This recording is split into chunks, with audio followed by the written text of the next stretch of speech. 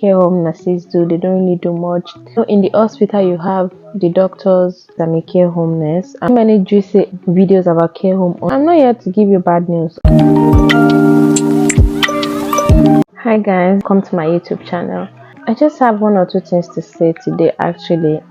For context, today is 11th of August 2023 and today makes it a year that I got into this country. This is not like a UK rant or whatsoever, no. I'm just here to share my opinion about something that I've been really wanting to talk about for a very long time. A quick background: I work in a care home. Before I came into this country, I've searched for a lot of videos on YouTube for a lot of information as regarding care home. Not that I haven't seen any, I have. As at then, I didn't get a lot of information like the ones I was looking for. There are so many juicy videos about care home online. I'm not here to give you bad news actually, but I'm just here to tell you my point of view based on my own experience. Just for people who don't know, care home is another part of nursing. It basically means really people living in a house and where people come in and go out of the place to take care of them. The shift is also like the hospital, so it's also a 12-hour shift. So you have to go in the morning and close in the evening, but the roles and the responsibility is quite different. Saying, and I've heard a lot of people talking about, saying that care home nurses don't have a lot to do. I would disagree with that because there are a lot of responsibilities for you to do, and it is based on you, like individually. You have other senior roles there, like the managers, the deputy, the clinical lead, but mind you, whatever shift you're running your shift, because you can't wait for your seniors or for your managers or your deputy to make decisions for you. No, if there's anything wrong with your resident or your client, you have to be the one to make the decision based on your clinical assessment. So in the hospital we have the doctors, the nurses, the practitioners, and a lot of other healthcare workers that you work hand in hand together. So in a care home it's different because you work on your own and you have to be in charge of your unit. So yes, you need leadership and managerial skills as well. One more thing that I come to know is that, which I know is not just in the care home but even in the NHS as well, is that you get threatened a lot with your PIN. So many people will be like, oh, your PIN is at stake, you have a lot to lose, you have that and that. You hear that a lot.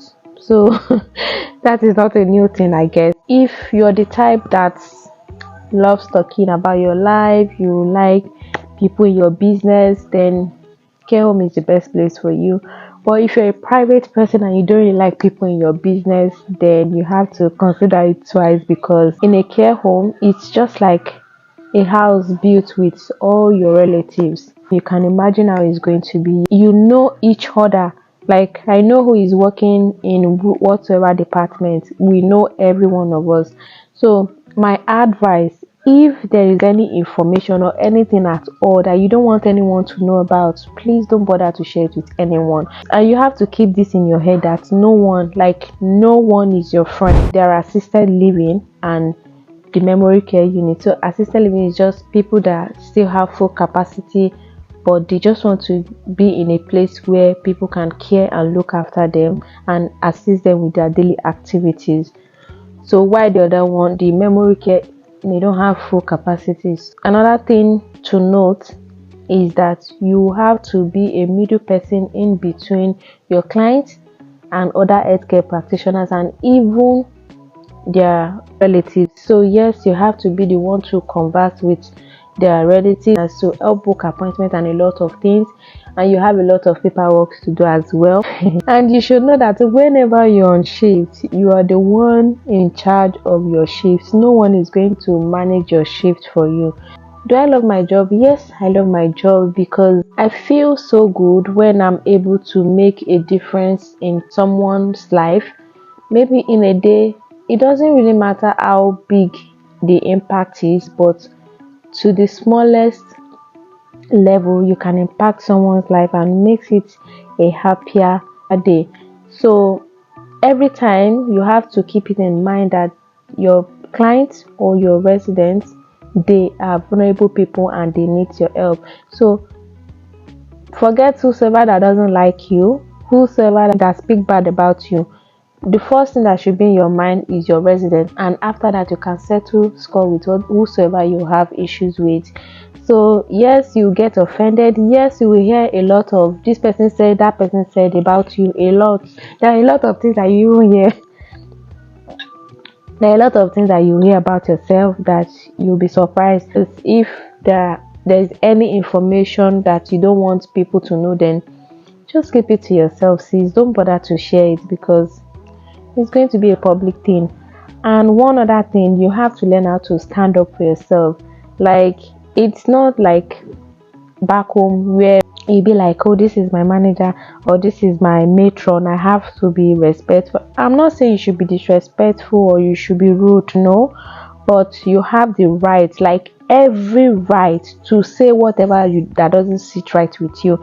If there's anything you don't feel good about, speak up. Even if it is your employer, you have every right to speak up with whatever that you're not comfortable with. Basically, that's just little thing I have to say about little different thing, because yes, I've seen a lot of things online as regarding care home. I've seen a lot of videos about the pay, about the roles and responsibility. I've never seen something that I mean a video that is talking about what people face or the dark side of working in a care home. I've never had any bad experience, I would say, that would made me to be like, oh, I don't want to work in a care home. No, I've never had anyone that is out of control. I would say that I'm being employed by one of the best employers. So yes, I've enjoyed working in a care home for the past 1 year, and yeah, still looking into the future.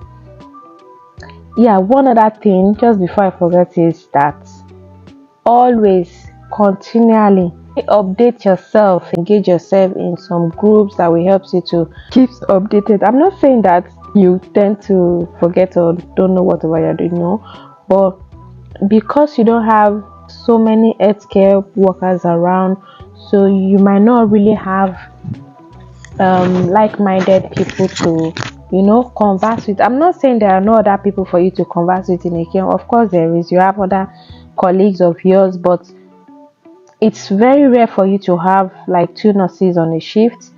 It's very rare for you to have like 2 nurses on a shift. So most times it's usually you, and even if you are 2 on shift, you don't have the time to sit down and talk about things that are personal to you. Everything should be regarding your clients, because that is why you're being paid. A little tip for you to know as well is that depends on the care home you're working, but in most cases that I've seen and work for, I think it's usually based on you being in charge of a floor, which might consist of 30 or 40 residents or clients, and you will have like 2 to 3 carers with you to work with you. So you have to do all the meds and every other roles and responsibilities by yourself for this numbers of residents. So that is my little rant about care home nursing, and I hope you've learned 1 or 2 things. And yeah, thank you so much. If you haven't subscribed to my channel, please do so. And if you have any question regarding home care nursing, then I'm right here to answer your question. And yeah, thank you so much. I'll see you in my next video.